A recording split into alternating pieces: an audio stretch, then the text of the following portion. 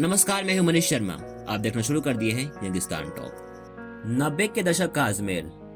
पत्रकार संतोष गुप्ता अपने दफ्तर में बैठे रहते थे। वहां लोगों का आना जाना अक्सर लगा रहता था, जो अचानक से ही बढ़ गया था। पूरे 90 के दशक में लोग लड़की की तस्वीर लेकर आते और पूछते, क्या ये वही लड़की है?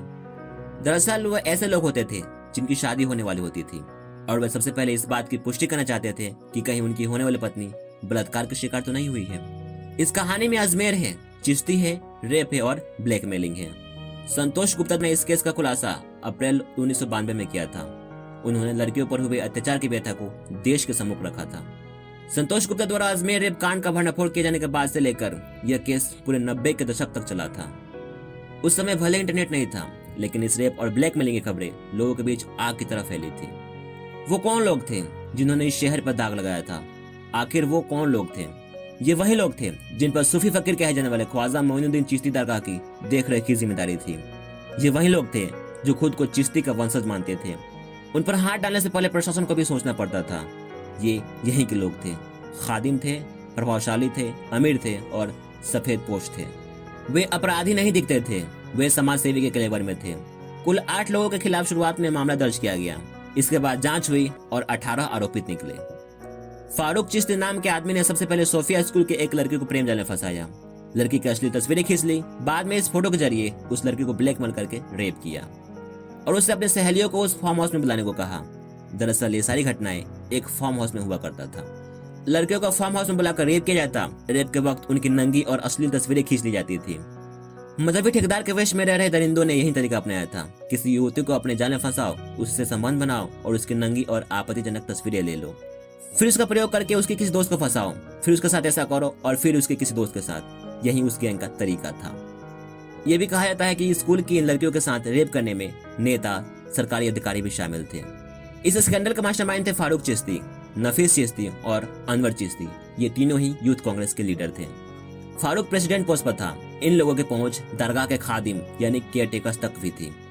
खादिमों तक पहुंच होने के कारण रेप करने वाले के पास राजनीतिक और धार्मिक दोनों ही पावर थी।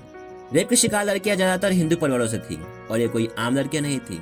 इनमें से आईपीएस, आईएएस और अजमेर के जाने माने घरों से आने वाली बच्चियां थी, क्योंकि सोफिया अजमेर के जाने माने प्राइवेट स्कूलों में से एक था। रेप की खबर उन परिवारों को भी थी, लेकिन बदनामी के डर से किसी ने आवाज नहीं उठाई और ये सेक्स स्कैंडल बढ़ता गया। कुछ लड़कियों ने आत्महत्या कर ली। एक साथ एक ही स्कूल के 6-7 लड़कियों की आत्महत्या से प्रशासन को शक हुआ। पुलिस ने जांच शुरू की तो इस रैकेट के बारे में पता लगा। पुलिस और महिला संगठनों के कोशिशों के बावजूद भी लड़कियों के परिवार वाले आगे नहीं आ रहे थे। इस गैंग में शामिल लोगों के नेताओं से कनेक्शन होने की वजह से किसी ने अपना मुंह नहीं खोला। बाद में किसी एनजीओ ने पड़ताल की। फोटोज और वीडियोज के जरिए 30 लड़कियों की शक्लें पहचानी गई। उनसे जाकर बात की गई, केस फाइल करने को कहा गया, लेकिन सोसाइटी में बदनामी के डर से बहुत परिवारों ने मना कर दिया। 12 लड़कियां ही केस फाइल करने को तैयार हुई। बाद में धमकियां मिलने से 10 लड़कियां भी पीछे हट गई। बाकी बची 2 लड़कियों ने ही इस केस को आगे बढ़ाया। इन लड़कियों ने 16 आदमियों को पहचाना।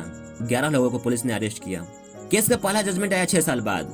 अजमेर डिस्ट्रिक्ट कोर्ट ने 8 लोगों को उम्र कैद की सजा सुनाई।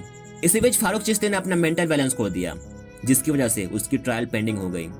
बाद में डिस्ट्रिक्ट कोर्ट ने 4 आरोपी की सजा कम करते हुए उन्हें 10 साल की सजा सुनाई और कहा गया कि 10 साल जेल की सजा ही काफी है।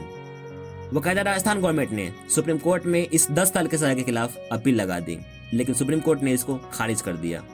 एक और आरोपी सलीम नफीस, जो 19 साल बाद 2012 में पकड़ा गया और वो भी बेल पर छूटकर बाहर आ गया। बेल पर आने के बाद उसकी कोई खबर नहीं है और न ही इस केस के बारे में। क्या हुआ उन रेपिस्ट का? कहाँ है सलीम? फारूक चिश्ती का दिमागी हालात ठीक हुआ या नहीं, ये कोई नहीं जानता।